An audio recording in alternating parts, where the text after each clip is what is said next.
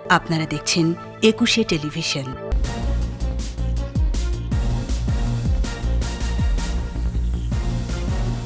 মার্কিন কংগ্রেসে ট্রাম্প সমর্থকদের তাণ্ডব, নিহত 4, ওয়াশিংটনে কারফিউ। রাজুকে গোল্ডেন মনিরের দ্বারা চলত অবৈধ কারবার, ছিল নানা সরকারি নথিও। ভাষাঞ্চরে রোহিঙ্গাদের জীবিকার পথ তৈরিতে পরিকল্পনা, সমন্বিতভাবে কাজ করছে বিভিন্ন মন্ত্রণালয়।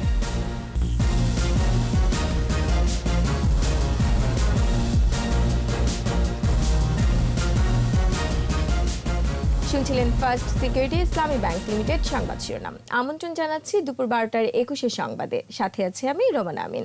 দর্শক, 21 টেলিভিশনের সংবাদ একই সাথে সরাসরি দেখতে পাবেন আমাদের ফেসবুক পেজ www.facebook.com/2124 অনলাইনে। যুক্তরাষ্ট্রের পার্লামেন্ট ভবনে প্রেসিডেন্ট ট্রাম্পের সমর্থকদের হামলায় নিহতের সংখ্যা বেড়ে 4 জনে দাঁড়িয়েছে। আহত হয়েছে আরও 14 জন। কংগ্রেসের যৌথ অধিবেশনে নতুন প্রেসিডেন্ট হিসেবে জো বাইডেনকে স্বীকৃতি দেওয়ার সময় এই হামলার ঘটনায় যুক্তরাষ্ট্র সহ পুরো বিশ্বেই ট্রাম্পের বিরুদ্ধে ধিক্কার উঠেছে। সাময়িক স্থগিত থাকার পর আবারও শুরু হয়েছে কংগ্রেস অধিবেশন। তবে পার্লামেন্ট ভবনে সতর্ক অবস্থানে ন্যাশনাল গার্ড। ওয়াশিংটনেও জারি রয়েছে কারফিউ। আরও জানাচ্ছেন দুলি মল্লিক। মার্কিন রাজনীতির ইতিহাসে ভিন্ন এক দৃশ্যপট। ক্যাপিটল ভবনে নিরাপত্তা ব্যারিকেড ভেঙে সরাসরি কংগ্রেসের যৌথ অধিবেশনে হামলা। শুরু হয় ভাঙচুর, গোলাগুলি। বিক্ষুব্ধদের ছত্রভঙ্গ করতে টিয়ার সেল ও পেপার স্প্রে ছুড়ে পুলিশ। সংঘর্ষে গুলিবিদ্ধ হয়ে এক নারীসহ 4 জন নিহত হয়েছে। এমন সহিংস পরিস্থিতির সৃষ্টি করেছেন যুক্তরাষ্ট্রের বিদায়ী প্রেসিডেন্ট ডোনাল্ড ট্রাম্পের সমর্থকরা। ঘটনা শুরু ক্যাপিটল হিল থেকে কিছু দূরে ট্রাম্পের সমাবেশ থেকে। কয়েক হাজার সমর্থকের সামনে কখনোই সরে দাঁড়াবেন না ও নির্বাচনে পরাজয় মেনে নেবেন না, এমন ঘোষণা দেন ট্রাম্প। এরপরই কয়েকশো বিক্ষুব্ধ সমর্থক পার্লামেন্ট ভবনের দিকে অগ্রসর হয়। একই সময়ে কংগ্রেসের যৌথ অধিবেশনে নবনির্বাচিত প্রেসিডেন্ট জো বাইডেনকে আনুষ্ঠানিক স্বীকৃতি দেওয়ার প্রক্রিয়া চলছিল। ট্রাম্প সমর্থক কয়েকজন আইন প্রণেতা নির্বাচনের ফল বাতিলের প্রস্তাব দিলেও তার সমর্থন হারায়। সিনেটের সভাপতি ভাইস প্রেসিডেন্ট মাইক পেন্সও ট্রাম্পের ডাকে সাড়া দিয়ে বাইডেনের স্বীকৃতি আটকে দেওয়ার চেষ্টা থেকে সরে আসেন। এমন সময়ই হঠাৎ ট্রাম্প সমর্থকদের হামলা। বাধ্য হয়ে কংগ্রেসম্যানদের অবরুদ্ধ করে ফেলে পুলিশ। পরে নিরাপদ স্থানে সরিয়ে নেওয়া হয়।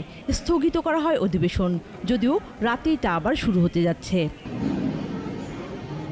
সংঘর্ষের পর ক্যাপিটল হিলে মোতায়েন করা হয়েছে ন্যাশনাল গার্ড। ওয়াশিংটনে সন্ধ্যা 6টা থেকে ভোর 6টা পর্যন্ত জারি করা হয়েছে curfew.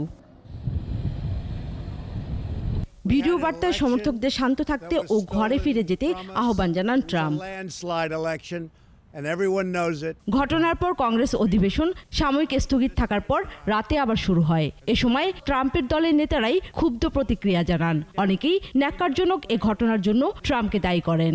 We condemn the violence that took place here in the strongest possible terms.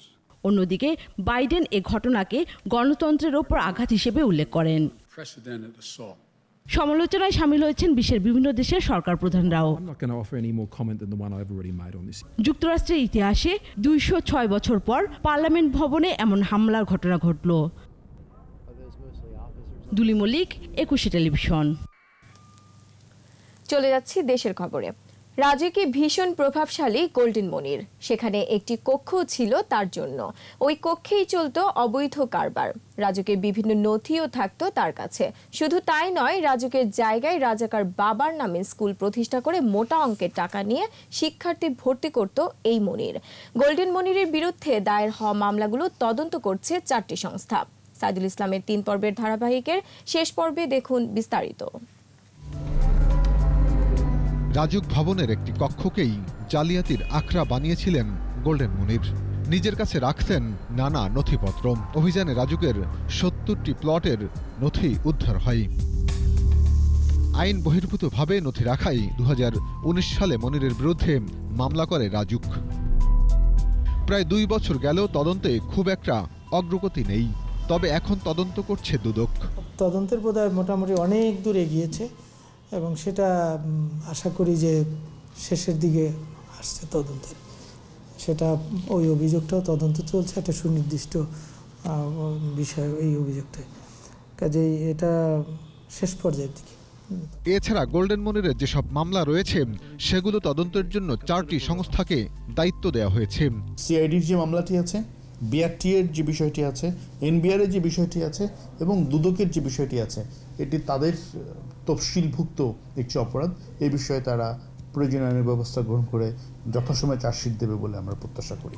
বাড্ডায় golden মনিরের বাসার সামনে গেলে স্থানীয়দের অভিযোগের শেষ নেই। তাদের অভিযোগ ডিআইটি প্রজেক্টে রাজুকের জায়গায় স্কুল প্রতিষ্ঠা করে ব্যবসা করছে মনির। সিরাজ মিয়া একজন কুখ্যাত রাজাকার। এই রাজাকারের নামে এই স্কুল, আমরা তো মুখ দেখাইতে পারি না। এখানে একটা সরকারি প্রজেক্টে একটা রাজাকারের নামে স্কুল থাকা, এটা তো ঠিক না। আমাদের এই অঞ্চলটার মধ্যে কেন একটা রাজাকারের নামে স্কুল থাকবে? যেখানে মুক্তিযোদ্ধা কোঠা নেই, যেখানে দরিদ্র কোঠা নেই, সেইখানে সেই স্কুল সে এখানে ব্যবসায়িক করে বাণিজ্যিকরণ করে এই স্কুলটা দিনের পর দিন করতেছে, অথচ এই অঞ্চলের মানুষ পড়তে পারে না। যে ইচ্ছা আকাঙ্ক্ষা করে এই জায়গা একেবারে মুক্ত রেখে স্কুলের জন্য বরাদ্দ করেছিল সাধারণ মানুষের শিক্ষার জন্য, কিন্তু সাধারণ মানুষের কোনো ছেলে মেয়ে এখানে শিক্ষা গ্রহণ করতে পারে না, কারণ বেতন অনেক, ভর্তি ফি অনেক। স্কুলটি উদ্ধার করার দাবিও জানান স্থানীয়রা। প্রথম দাবি হলো স্কুলের নাম বদলি করতে হবে। যেমন রাজুকের উত্তর একটা স্কুল আছে, Uttara model school, RAJUK Uttara model, ওইটা আমরা রাজুক বাড্ডা মডেল অথবা অন্য যে কোনো একটা নাম। এ বিষয়ে জানতে একাধিকবার রাজুকে গিয়েও চেয়ারম্যান সহ সংশ্লিষ্ট কাউকে পাওয়া যায়নি। মোবাইলে ফোন দিলেও তারা কেউ ফোন রিসিভ করেননি। সাইদুল ইসলাম, 21 টেলিভিশন, ঢাকা। ভাষাঞ্চরের স্থানান্তরিত রোহিঙ্গাদের জীবন স্বাচ্ছন্দ্যময় করতে জীবিকারও ব্যবস্থা করেছে সরকার। প্রায় 3,500 রোহিঙ্গার জন্য জীবিকার পথ তৈরিতে পরিকল্পনা অনুযায়ী চলছে কাজ। আর এই কাজটি বিভিন্ন মন্ত্রণালয় সমন্বিতভাবেই করছে বলে জানিয়েছেন ভাষাঞ্চর আশ্রয়ন প্রকল্প 3-এর কর্মকর্তা। বসে না থেকে নিজেদের উদ্যোগে অনেক রোহিঙ্গা এরই মধ্যে তৈরি করে নিয়েছেন জীবিকার পথ। ভাষাঞ্চর নিয়ে 6 পর্বের ধারাবাহিক প্রতিবেদনের আজ দেখুন 4র্থ পর্ব। ক্যামেরায় ছিলেন তপু শাহিন মিয়া।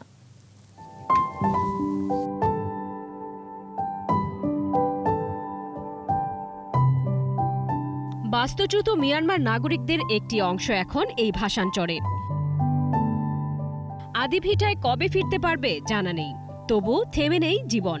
ভাষাঞ্চরে এসে ফের পেয়েছেন জীবনের স্বাদ। সাদেক সকাল থেকেই ব্যস্ততার শেষ নেই। গরম গরম নাস্তা খেতে সাদেকের চা পরোটার দোকানে ভিড় লেগেই থাকে।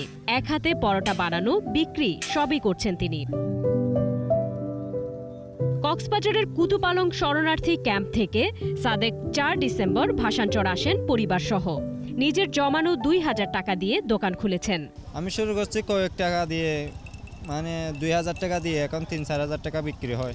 আমি চলতে পারছি ভালো করে। সিরাজুল ইসলাম জিলাপি তৈরিতে ব্যস্ত। মোবাইল বিক্রির টাকা দিয়ে কিনেছেন বেচা বিক্রির সরঞ্জাম। জিলাপি ছাড়াও বিস্কুট সহ প্যাকেটজাত খাবার বিক্রি করে দৈনিক আয় 12 থেকে 1300 টাকা।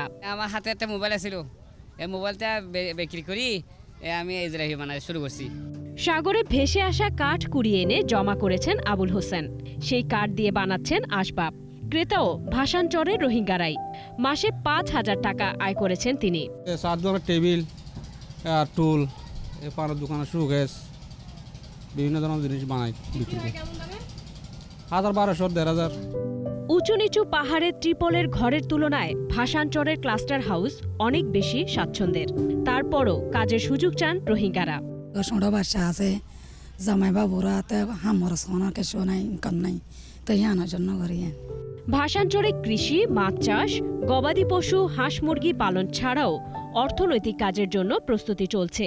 ভবিষ্যতে আমাদের যেখানে যারা অবস্থান করবে তাদের যে লাইভলিহুড, তাদের যে চাষাবাদ অথবা তাদের যে ভেজিটেশন, ফিশিং, এই রিলেটেড কিছু কাজের জন্য, এবং আগামী 2-3 সপ্তাহের মধ্যে বিভিন্ন মন্ত্রণালয়ের আরও সিনিয়র অফিসিয়ালরা এখানে আসবে বলে আমাদেরকে জানিয়েছে।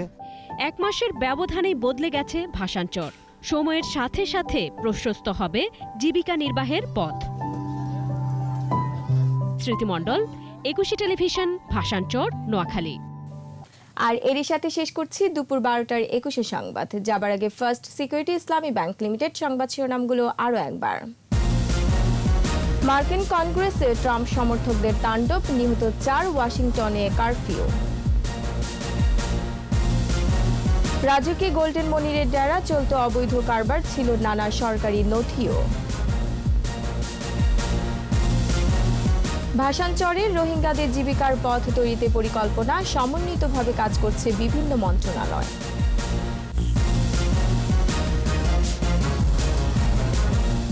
দর্শক, 21 টেলিভিশনের সর্বশেষ খবর জানতে ডায়াল করুন 2021 নম্বর আর ভিজিট করুন 21-tv.com এই ওয়েবসাইটে। এছাড়া ফেসবুকে ভিজিট করতে পারেন facebook.com/2124 অনলাইনে। এতক্ষণ সাথে থাকার জন্য ধন্যবাদ। পরবর্তী সংবাদ দুপুর 2টায় দেখার আমন্ত্রণ রইল।